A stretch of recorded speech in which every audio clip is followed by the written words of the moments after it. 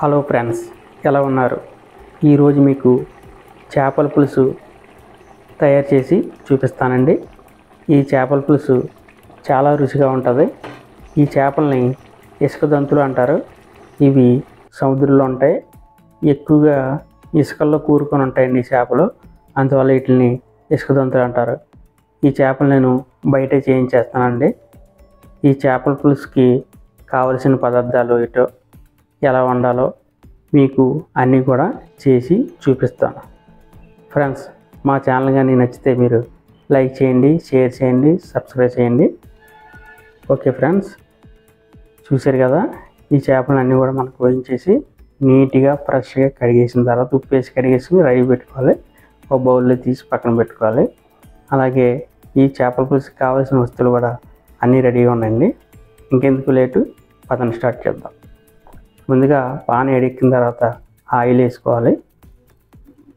Oil ఎడెక్కిన తర్వాత కాస్త కరివేపాకుని వేసుకోవాలి. అలాగే ముందుగా కోసి పెట్టుకున్న పచ్చిమిర్చి ముక్కలు కూడా వేసుకోవాలి. తర్వాత ఒక కప్పు ఉల్లిపాయ ముక్కలు కూడా వేసుకోవాలి. ఇవన్నీ కూడా బ్రౌనిష్ వచ్చే వరకు కలుపుతూ ఉండాలి.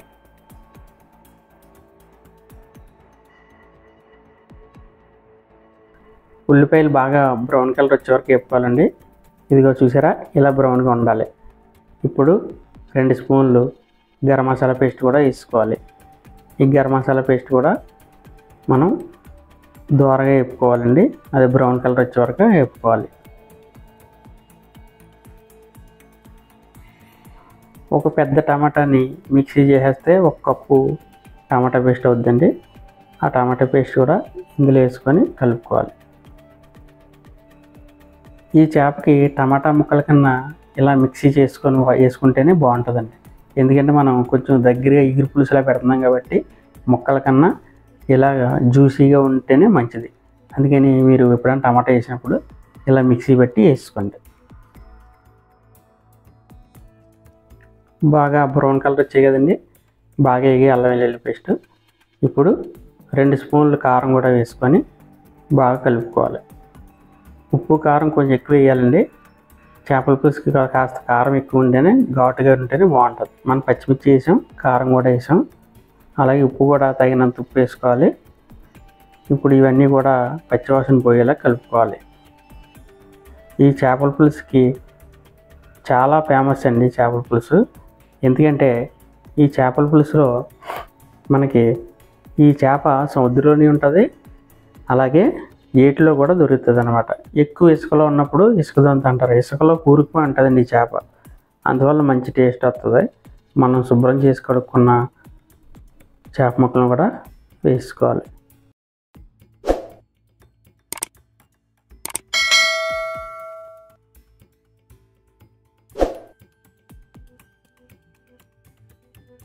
ఈ చేప ముక్కలు బాగా మసాలా పట్టేలాగా గరిటెతో కలుపుకోవాలండి. ఈ చేప గట్టిగానే ఉంటుందండి, దానివల్ల మనం గరిటె పెట్టి కలిపినా ఏమవుతుంది అన్నమాట.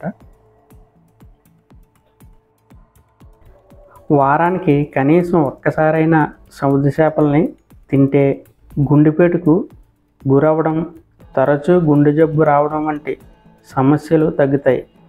వీటిలో ఉండే ఒమేగా 3 ఫ్యాటీ యాసిడ్స్ గుండె ఆరోగ్యానికి మేలు చేస్తాయి.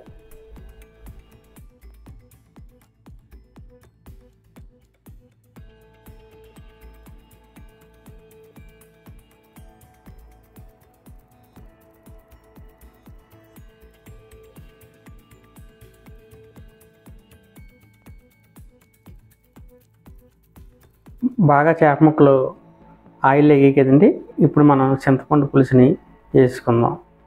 ఎంత కదండి, ఒక పెద్ద నిమ్మకాయ సైజు అంత చింతపండు తీసుకొని మనం చింతపండు పులుసు వేసుకుంటే సరిపోద్ది. ఈ పులుసు వేసిన తర్వాత బాగా మరగాలండి. పులుసు హై ఫ్లేమ్లో ఉడికించుకోవాలి. ఇప్పటివరకు ఆయిల్ వేగింది కాబట్టి మనం చేతితో ఇలా కలుపుతాం. ముందు గరిటె పెట్టాం, పర్లేదు పచ్చిగా ఉన్నప్పుడు, కానీ ఆయిల్ వేగింది కదా అందువల్ల. ఇప్పుడు మనం ధనియాల పొడి కూడా వేసుకుందాం. మన ఫ్లేవర్ ఎక్కడికి మర్చిపోకూడదండి. 1/2 టీ స్పూన్ ధనియాల పొడి వేసుకుందాం.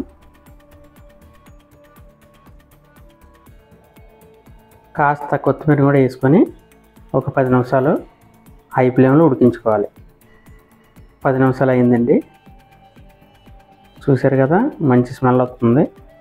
ఇప్పుడు ఇందాక మసాలా వేసాం కదా, 2 స్పూన్లు మసాలా వేసాం. ఇప్పుడు పులుసులో కూడా 1 స్పూను మసాలా వేయాలి.